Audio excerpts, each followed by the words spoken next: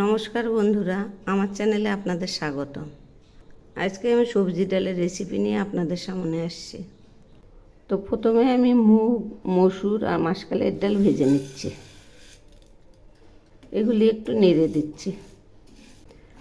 এই ডালটা ভেজে নিলে ডালের টেস্টটা খুব ভালো হয়। এর মধ্যে 150 গ্রাম ডাল আছে, সবগুলো 50 গ্রাম করে। ডাল ভাজা এখন হয়ে গেছে, এখন আমি এগুলি নামাবো। এখন আমি প্রেসার কুকার নিয়েছি, এর মধ্যে 1 কাপ মটর আর ছোলার ডাল ভিজিয়ে রেখেছি, সেগুলি দিলাম।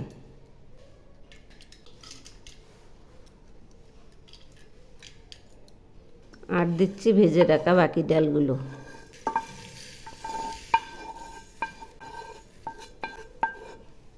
এবার আমি এর মধ্যে দিচ্ছি 3টে তেজপাতা। সেদ্ধতে তেজপাতা দিলে ফ্লেভারটা খুব সুন্দর হয়। আর দিচ্ছি 1টা টমেটো আর 5টা চেরা কাঁচা লঙ্কা।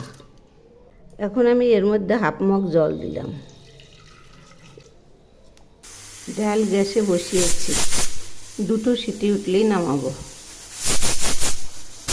ডাল সেদ্ধ হয়ে গেছে, এখন নামাবো। এবার কড়াই বসিয়েছি, কড়াইয়ে তেল দিলাম। তেল গরম হয়েছে, এখন আমি জিরে, তেজপাতা, শুকনো লঙ্কা ফোড়ন দিলাম। সেই সঙ্গে কিছু সবজি দিচ্ছি, পটল, আলু আর গাজর দিলাম। আর দিচ্ছি শোলা কচু আর মিষ্টি কুমড়ো। এখন আমি দিচ্ছি কয়েক টুকরো কাঁঠাল আর ঢেঁড়স।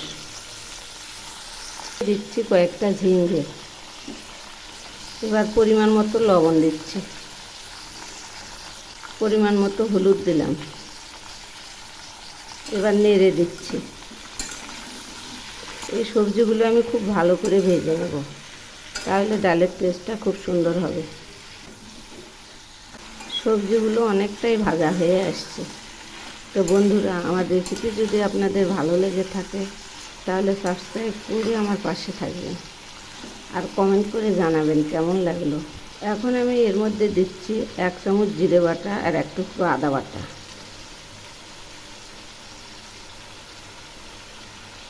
এই মশলাগুলো সবজির সঙ্গে কষিয়ে নেব।